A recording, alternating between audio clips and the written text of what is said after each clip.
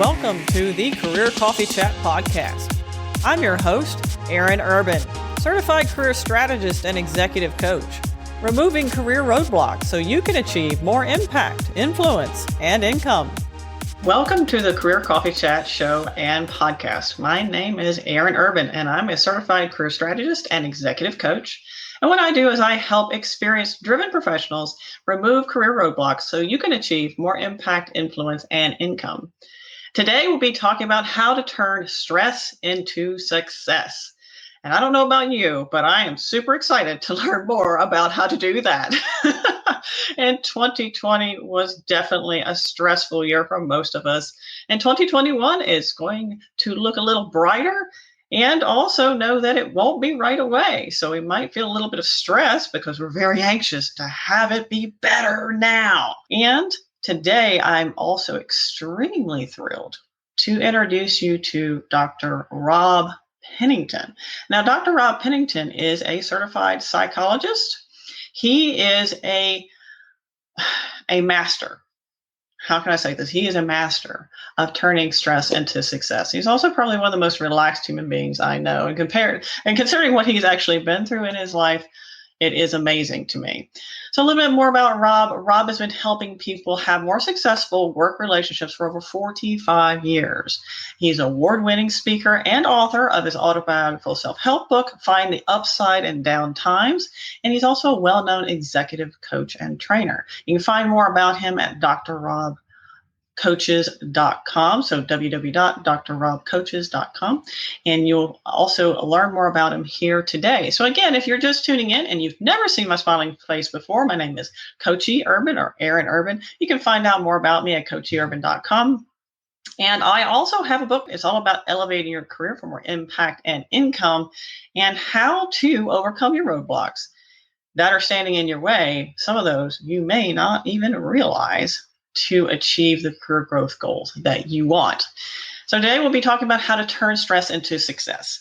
And number one, avoid maybe the one thing that causes most misunderstandings, easy for me to say. Quickly recognize key triggers that get us into trouble and how to turn the stress into success, and increase your influence in 2021, improve performance, lead more effectively, and collaborate better. And without further ado, I am going to introduce Dr. Rob Pennington. Rob, so great to have you on the show. Wow, I'm very excited. Feel so good about me after that introduction. Thank you so much. You feel better about yourself. Your head can't hardly fit in the screen. It's great to have you on the show, Rob. Thank you for the opportunity to share some things that have made such a difference in my life. So I don't have any doubt about their value. But I really am grateful to be able to share them with other people to hopefully save them the time and avoid the pain I went through to learn some of the stuff that's made a difference for me. Well, that's wonderful to hear. So I know you are a familiar character with stress. I'd love for you to share with our participants today a little bit about what that means. Well, for everyone, I think stress happens anytime, anything, or anyone isn't the way we want it to be. And that happens a lot every day. In fact, if everyone could kind of think about what forces you to stop and wait from a few seconds to a few minutes, what kinds of things, and put it into chat. What kind of things force you to stop and wait from a few seconds to a few minutes? I think there are things all throughout the day that do that. So we're experiencing stress in what I would call the elementary school lessons of life, 15, 20 times a day. All right. And that how we respond to those makes a difference in how we deal with the graduate school lessons. So you were kind of asking, I think, more about my graduate school lessons. I've been fired, I've been divorced, I've been depressed. I was remarried with teenage stepdaughters, which is kind of stressful. Let's see, I've been self-employed for 40 years, which basically means I'm permanently unemployed. I live not knowing where my income's coming from, where most people are terrified of ever being. And I've been dealing with that for, decades successfully. I got shot in the center of my chest by an unknown assailant a few blocks from my house years ago. That's kind of a significant event. I've been audited 3 times by the IRS. Some people would be taught than be audited. My second wife was diagnosed with multiple sclerosis 3 months after we fell in love, and about a year before we got married. And we had a wonderful marriage for about 30 years, and she passed away about 11 years ago now. And so I've spent a lot of time both caregiving for her, and then my parents moved into my house, and my dad passed away about 2 years ago. My mother still lives with me and is doing great. But through that, those are what I would call graduate school lessons in life. I think because I learned how to handle some of the elementary school lessons quicker, faster, sooner, that made a big difference in how I handled the bigger ones, because you're never going to have nothing bad happen. Come on, Rob. Don't you know that there's this mythical time where we all will achieve this sense of grace and perfect existence? I want to inoculate people and prepare people as stress happens. You're going to have stressful reactions. The goal is not no stress, because I don't think that's possible. The goal is to learn how to recognize it quicker and move through it faster. All right. I think that's very realistic. And I think you can learn how to do that so quickly that other people don't even know you were stressed. So I have a lot of stress in my life, but you were complimenting me for being relaxed. Well, that's something I practice. The first chapter in my book, Find the Upside Down Time, is about how to speed through stress in 5 steps in 15 seconds.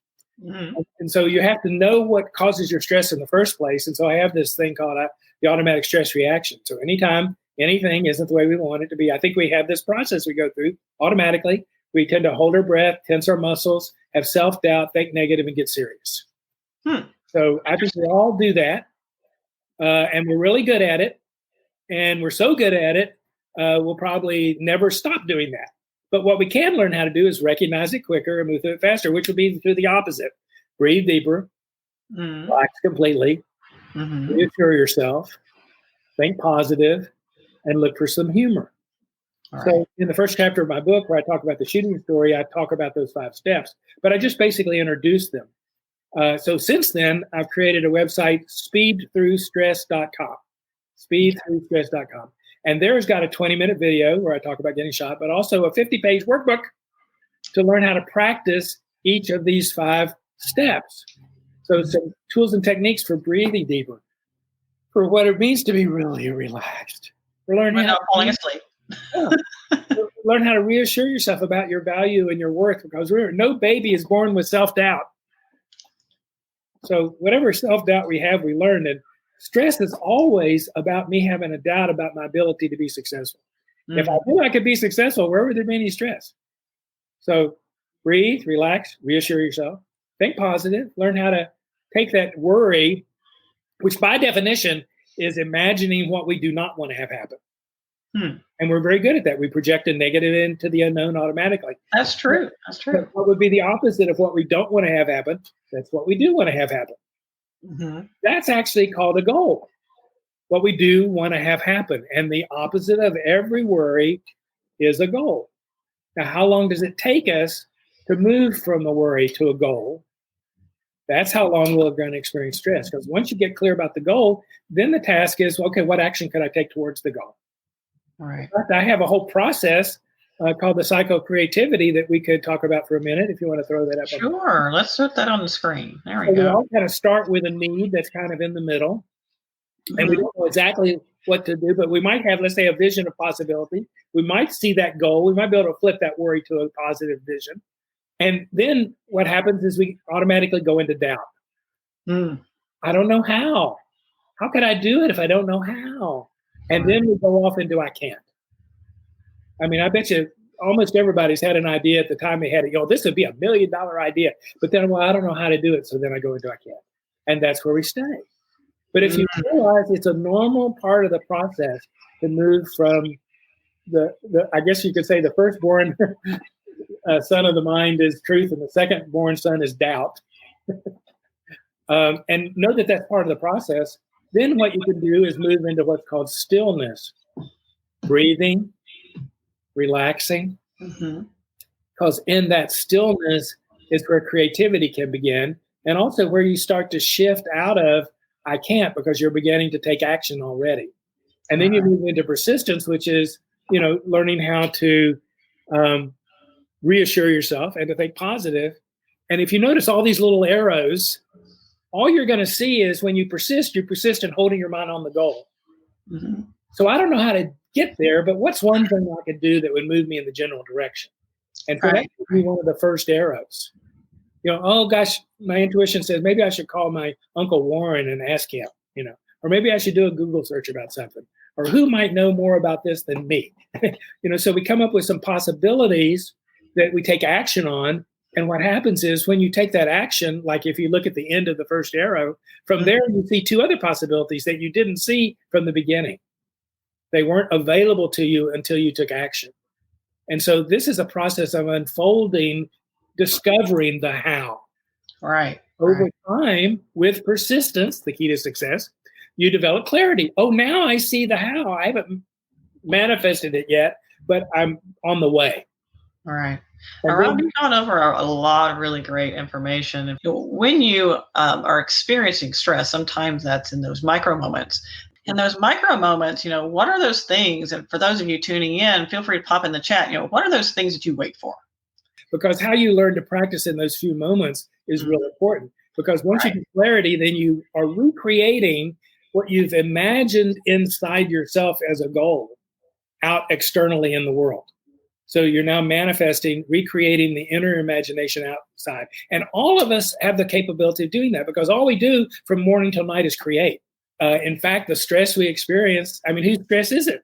Might you have something to do with it? Maybe. But most of us don't take that step to consider that our stress is something we have something to do with. One of the things you were telling me before we started, Aaron, is you really liked my idea about the personality is divided by lessons we've learned and lessons we haven't learned. Mm-hmm. And that all our unlearned lessons is evidence of stress. So anytime you're experiencing stress, it's because you haven't learned how to deal with something. Doesn't mean you can't. It just means you haven't yet. Now, what do I need to do to move towards the process of doing that? And this psycho-creativity is one way of beginning to do that. So we can move out of that now and come back to. Sure. But I would like to ask you something you mentioned before we hopped on the live show. Okay. Is you mentioned in the psycho-creativity that you don't have to know the how to achieve the goal. So I'd love to know more about that. Yeah. And what do you mean by that? Because, what are those micro moments that cause us stress? Because if I'm interpreting what you're telling us, Rob, which is a lot of really great information, it's how we perform in the micro moments that set us up for the big leagues. Yeah, what I call elementary school lessons in life. How to handle the small things when you're forced to stop and wait from a few seconds to a few minutes. Traffic, lines at the grocery store, if we ever get back at the grocery store. Waiting for the elevator, waiting for the microwave to finish its 2 minutes popping up the popcorn. It's just so long. All these little times where we are forced to stop. Most people resist that. Most people project frustration into that. So Henry Ford said, in answer to your question about the how, Henry Ford said there are people who think they can, and there are people who think they can't, and they're all right. That's right. And so I've just kind of oriented that a little bit to myself and said, whether I think I can or I think I can't, I'm right. Mm-hmm. And anytime I think I can't, that's going to cause my stress. The problem is we use the intensity of our emotion as evidence of the truth of our thinking. Let me say that again. Yeah, say that again. We use the intensity of our emotion as evidence of the truth of our thinking. So if I'm upset about something, my opinion about the something is going to be negative. My upset proves to me that my opinion is right. I love that. Okay. But the problem is that's not how things work. My emotion is a result of my judgment. Mm-hmm. So how I think causes how I feel. How I feel causes how I behave. How I behave produces results in my life. Now that's a law of cognitive psychology, unless you have some neurological or chemical damage. Right. So if you've got any of that, get some medication. But other than that, how you think affects everything else. And the problem is we always think how we think is right, even if it causes us pain. Or we think it's as a result of the environment. We don't consider, we always think the emotion comes first, not the thought. Now, there is an immediate reaction that is automatic. Now, I may not like the way the situation is, Right.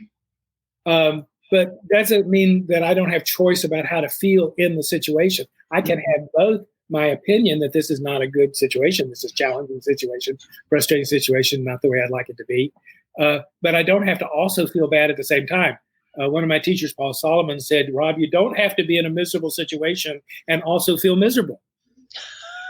Being in a miserable situation is bad enough. It's optional to be miserable. And he had this one grateful idea really changed my life. It says, I need no excuse to experience and express pure joy. Which means anytime I'm not experiencing joy, it's because I got some excuse. I can't be joyful. It's raining outside. I can't be joyful. I don't like who's president.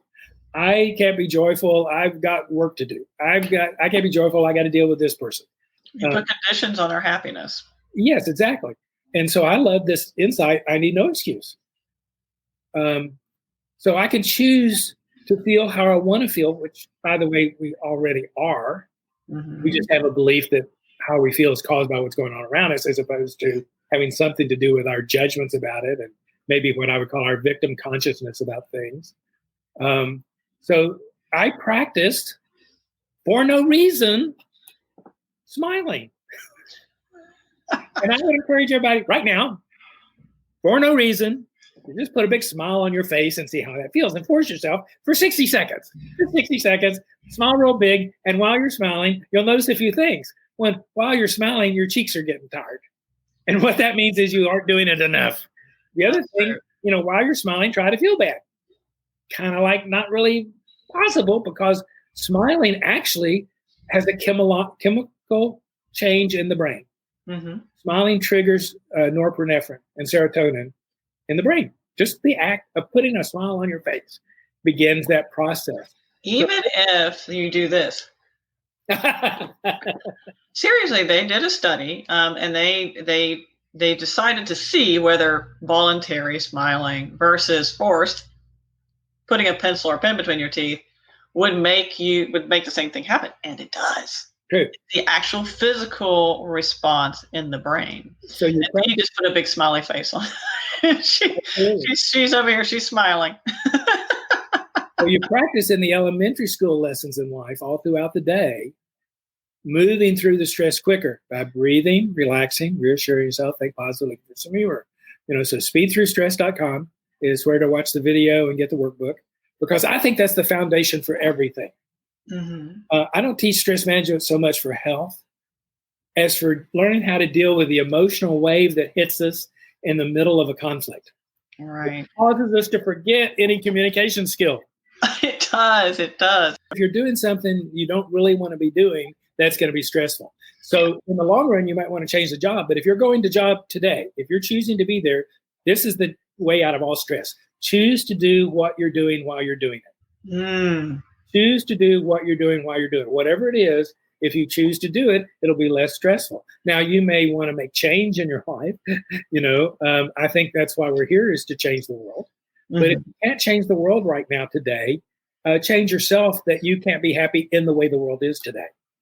I can still have my opinions about the world. I can still have my opinions about how things ought to be. And if you ask me, I'll tell you. But I don't have to wait until I get those things to enjoy myself in the moment. And I think that's a profound insight that's made a difference in my life, that I actually have something to do with how I'm feeling. And if you practice meditation, one of the most powerful benefits of that is it gives you the experience of causing yourself to feel how you want to feel by choice. That's right. So in my meditation process, I go through a certain set of steps of getting excited about change, letting go of the past, being open to being new, feeling love, experiencing serenity, taking responsibility, absolute harmony. So I actually practice experiencing this. I cause myself to feel those things. And there's a process I use that helps me do that. And I would love to share with people really quick why it's important to actually imagine yourself experiencing the thing. And also why it is that the narrative we tell ourselves is so powerful. Because when we are creating that image in our minds, our brain does not know that it's not actually happening. Exactly. And whatever we tell ourselves also is creating a certain set of neural patterns, so neural networks. So neurons that fire together, wire together. And if we are telling ourselves, blah, blah, it's hard, then that is the program that's being encrypted in your brain.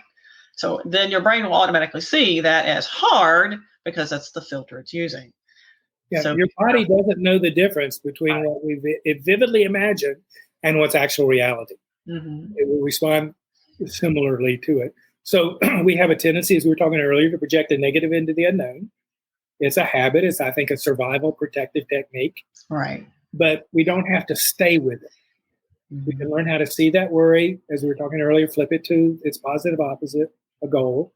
And then what is one action I could take towards the goal? And all of a sudden, I'm out of the stress and engaged in being more productive. And it's as simple as, when you're in traffic, slow down. If someone wants to cut in front of you, let them, And Jesse mentioned here, he said, smile for yourself, but also smile. It makes people wonder what you're up to next. Yeah, I love that, Jesse. Thank you. And Gail mentioned, that's so funny. Her husband uses the same philosophy. And it was also interesting here is, we're talking about a lot of really great information, I'd love to hear from each of you that are tuning in today. What is that physical response? Because sometimes when I'm coaching people through, managing emotions and managing mindset, we have a physical trigger. When whatever that trigger is, we feel a certain way. So getting familiar with how our body feels in stress is really important to helping then go through the steps Dr. Rob just shared with us, being able to relax. What are the 5 steps again, Rob? It was breathe, relax, reassure yourself, think positive, look for some humor. And I'm going to put up the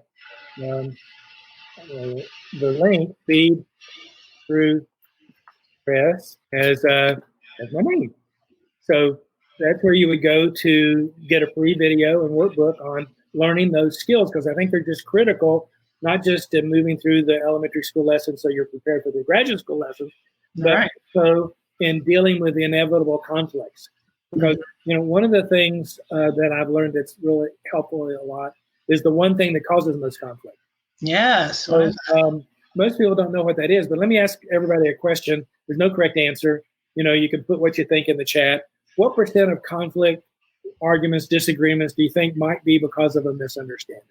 What kind of % of conflict, disagreements, arguments do you think might be because of a misunderstanding? Yeah, so we can pop that right in the chats, and we'd love to see the percentages and how they match up.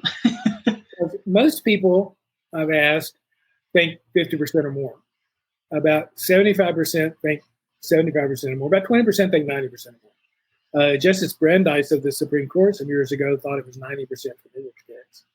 So whatever you consider that to be, let's just look at the amount of conflict that is in fact because of a misunderstanding. Mm-hmm. What % of that is because you misunderstand? How many of you are thinking a similar number? Yes, we've got 97, most 90, 85. Dee said she holds her breath. Yeah. But what % we think we misunderstand is usually lower, but we're willing to take some responsibility. But I'd like to challenge people in the middle of an argument. What do you believe about your point of view? By definition, if in an argument, you believe you're right 1% of the time, 100% of the time. So when you know you're right and you know they're wrong, what is your job? I think to try to convince them that you're right and they're wrong. Okay. Quick pause. How many of you are in a relationship? It doesn't matter if it's with a spouse or your family. And when you get into some sort of conflict, disagreement, that you then try to convince whomever you're speaking to that you're right. Just be honest.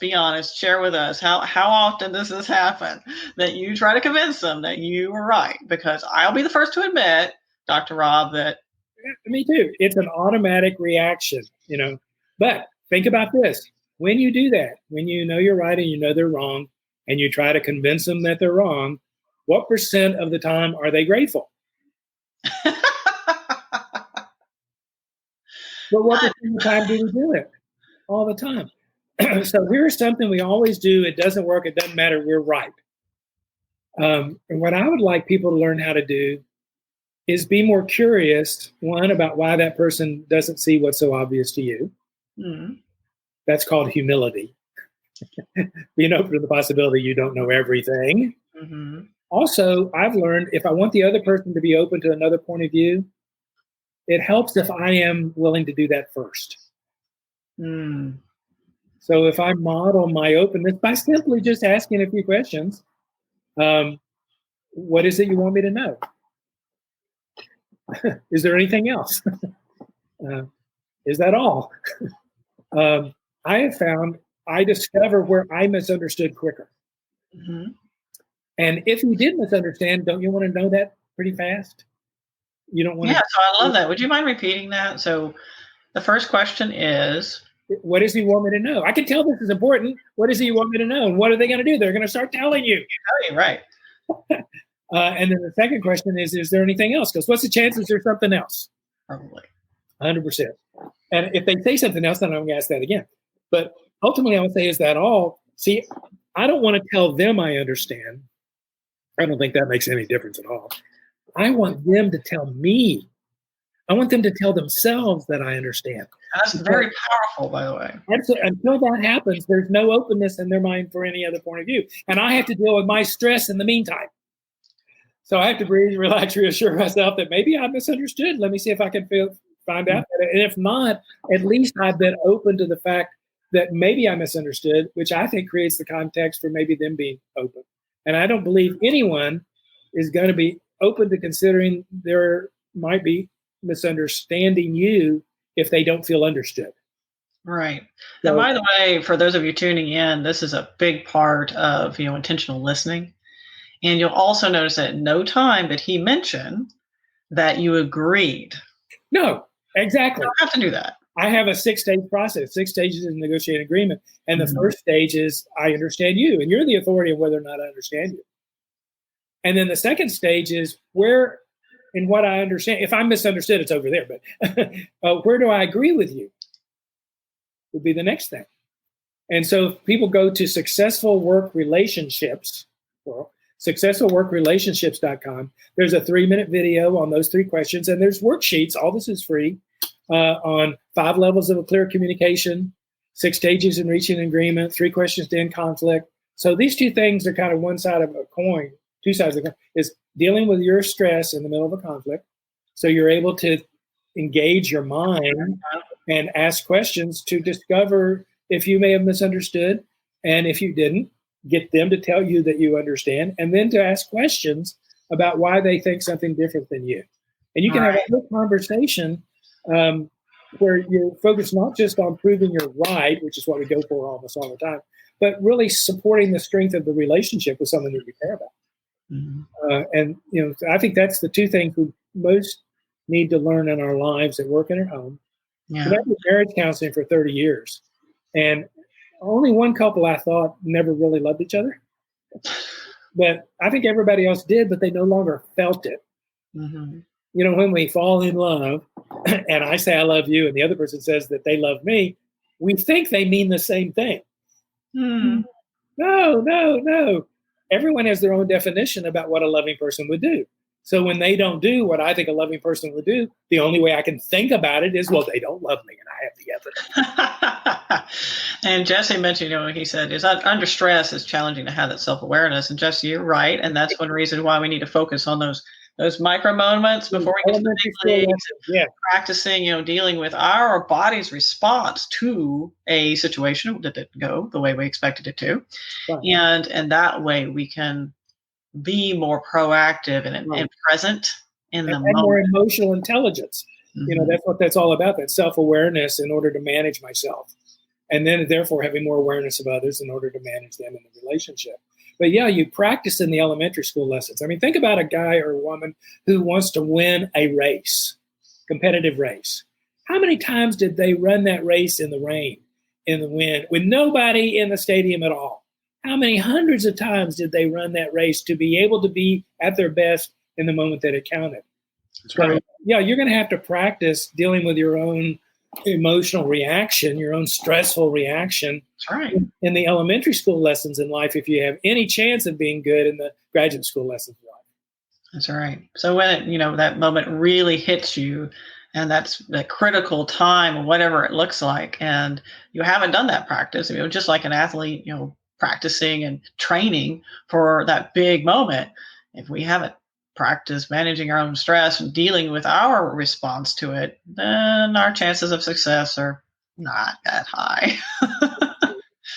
Now, Gail also shares, she said, in my last position, communication was not there. I saw 80% of the time the problems that were due to people not listening. Ooh, that's a big shocker. Gail, I know where you're coming from here. And that's why sometimes, rather than arguing the point, I would go and sit at the picnic table in the parking lot, reevaluate who's misunderstanding what, and then go back and list what my understanding is, and then ask, is this what you meant? Perfect. And notice, she took a step away to manage her own stress so that then she could come back and engage in a process of eliminating misunderstanding. And you always want to eliminate that you misunderstood first. But the problem is we just have a hair trigger assumption we are right and they're wrong. So it needs to carry on your shoulder the angel whispering, maybe you don't know everything. And you don't want to think about that all the time, or you just be paralyzed. Oh my God, I don't know what to think. I don't know. But a good time to consider that maybe what you think might not be true is when someone's telling you you're wrong. Maybe that's a good time to consider it. Mm-hmm. And if from time to time, because I've had this question come up before, well, what if, their point of view is just morally, ethically, whatever, completely opposing to me? Okay, well, typically, correct me if I'm wrong, we then try to make them understand our point of view. Of course. Which is natural. And if you want to do that, good luck. Yeah, good luck, because one, they're not asking. And you might be open to the opportunity to consider. And they're not paying either. they're not paying for that opinion. That you can just ask, well, that's interesting. Why do you feel that way? Right. The real question, I think, in relationships, particularly personal relationships, you have to answer yourself. And that is, what's the difference between a requirement and a preference? Mm-hmm. I think we confuse that a lot. So I might prefer that someone have the same worldview as me, but is it actually a requirement for me to have them in my life? If it is a requirement, by definition, that's not negotiable. That's what a requirement means. It's not debatable. You agree to this requirement of mine, or it's a deal breaker. And the problem is, I think we tend to treat a lot of things that I believe are actually just preferences as requirements. And once you're real clear about what the requirements are, I think you'll find there's very few. And if those are met, great. Everything else is just a preference, and you don't go to war over preferences. And I have a whole video and blog on this one particular point. If you go to, Dr. Rob, I think you can get to it from the Speed Through Stress. That's still in my Dr. Rob Pennington website. There's a blog there that you can go to and then put in preferences, and you can get to the video about this, because I think that's key to the success of long-term in any relationship, is being clear about what your requirements are for how you want to be treated. And once you're clear about those, then everything else is just a preference. That's right. It helps you set effective boundaries too. Yeah, and I don't need them to be different than they are for me to feel okay and to be in the relationship. It just maybe we're not going to talk about that so much. That's right. Well, Dr. Rob, it has been a huge pleasure listening to all this wisdom from you. I know it's just every time I was sharing with him before we went live on the show that every time he talks about a subject, I'm always over here, writing notes. So his wisdom on handling conflict, handling our stress. And I tend to over summarize things. So over summarizing, it's almost like we're practicing intentional and active listening for ourselves. So then we can do it with others. Absolutely. I agree. Learning how to basic monitor your emotion during the day. Just be checking in on how you're feeling. Is it positive or negative? Just starting to be curious about that. Another powerful tool is keeping a journal. The value of the journal from a self-awareness point of view is immeasurable. It's the most powerful tool for that. And what you really want to do is not just capture your thoughts, but on some regular basis, once a week, once a month, you want to go back and reread what you've written, looking for repeating patterns. That's right. Repeating patterns of concern, frustration, or stress. Because in the moment, we're stressed about something. We don't realize, oh, I was stressed about this 2 days ago. I was stressed about this last week. I was stressed about, and we have these repeating issues. Maybe there's something we need to learn about that. Because remember, my opinion about stress is it's evidence of an unlearned lesson. If I knew how to handle something, it wouldn't be stressful. That's right. And also, I have a book coming out, and that includes how to manage your emotions. There is an emotional management guide in that book, as well as a ton of other resources. And I also talk about the importance of reflection, power of reflection, and cognitive journaling.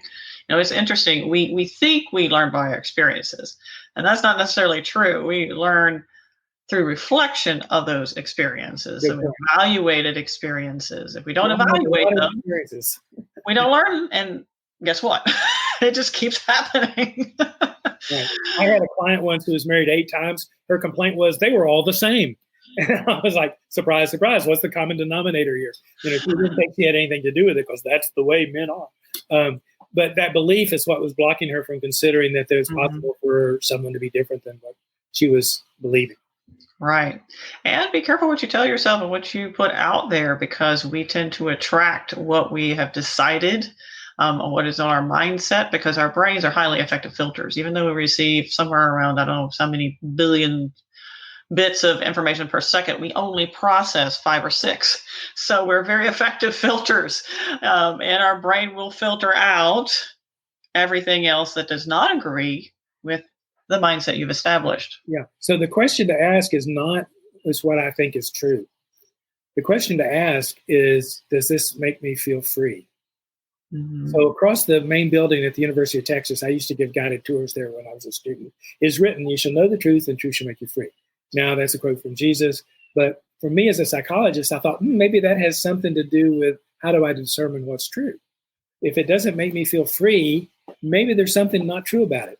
And so just that question has helped me look at my thoughts and divide them into the positive and negative ones, and to learn how to look at the negative ones as something I've learned. And is that really best for me? And what would be the positive opposite of it?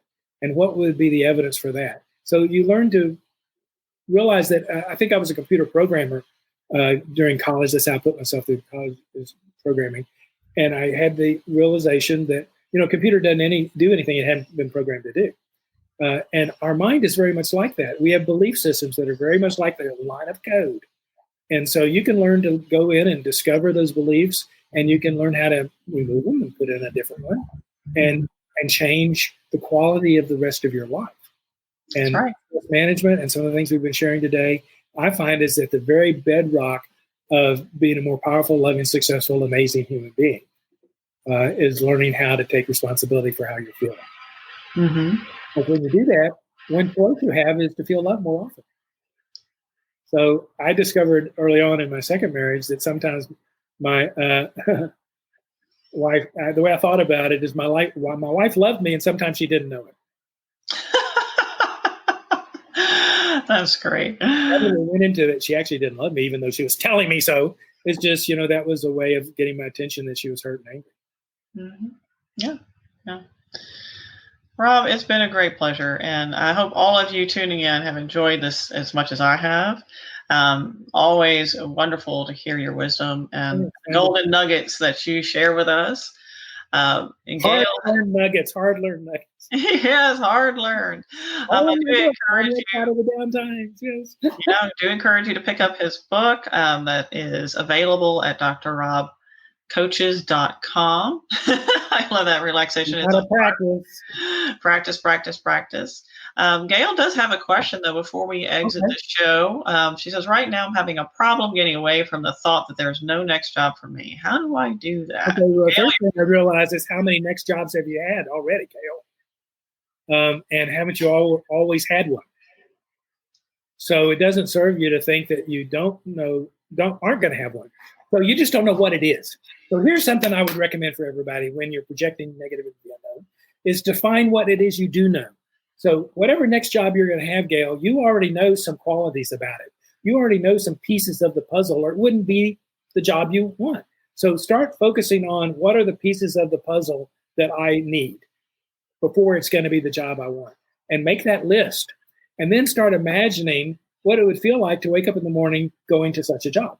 And practice now when you don't have the knowledge about what it's going to be. That's called positive prayer. Worry is negative meditation. This is positive meditation. Mm-hmm. And then take action on what would help you move towards the thing. Because I have the same challenge in being self-employed and looking for work. It's a constant thing for me. And so this is something I do that really is helpful. And I would recommend anyone try to do that. There's also a book from the 60s called Money is My Friend by Phil Laut, L-A-U-T, costs about $6. And it's a really good way of looking at what my ideal career would be. Mm-hmm. And it's also very powerful from the neuroscience standpoint. You're actually creating the right neural connections, the right neural networks that will allow your brain to respond and act in a way as if. And that will actually, there's this law of attraction. Well, actually, there's a scientific reason why that works. Because once we've created the right patterns, then we're acting as if, and we're actually creating the circumstance that we want versus the one we don't. So I'd recommend, Gail, start feeling grateful for the job you're going to have that you don't know what it is yet.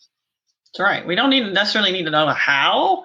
It's just really important that we feel that feeling of that gratitude. That doesn't feel very realistic, but I think that's based on the assumption that we know what realistic is, and maybe that's not true. And so in the meantime, while you're in the job you're in, and while you're waiting to get clarity about the job that you want, one of the things to start practicing is being grateful for the future that you haven't manifested yet. And right. Is this recorded? Can they go back if they haven't and seen the cycle of creativity? Because yes. That would be really a way. Yes, this is available not only on LinkedIn, but also YouTube and Facebook. You can find this on my YouTube channel. Go to my channel, subscribe. You will get access to this video and a host of other ones. And it is available a replay. And if you are watching the replay later, please feel free to pop your questions in the comments. I will be notified. We'll get back to you as soon as possible with answers to your questions. And Ahmed says he wants to know what Dr. Rob is drinking, so we can also relax. Water. Water, yeah. And believe it or not, he's naturally this way. After having gone through many years of educational lessons, you have a choice. As I say, you can either get better or bitter. And he chose to get better. So it's been a pleasure, Rob. Thank you so much. I'll see you next time, everybody. Bye. Thank you for tuning in on the Career Coffee Chat podcast. It's been a pleasure. Feel free to reach out to me. My email is coacheurban@gmail.com or tweet at coacheurban, Instagram coach.eurban, or reach out to my Facebook group, Elevate Your Career. So I'd love to learn more about you, hear your insights, and what questions you have. You can find out more about me at coacheurban.com. And don't forget, please do reach out on LinkedIn. You can find me at Aaron Urban. Until next time, cheers. Here's to caffeinating your career.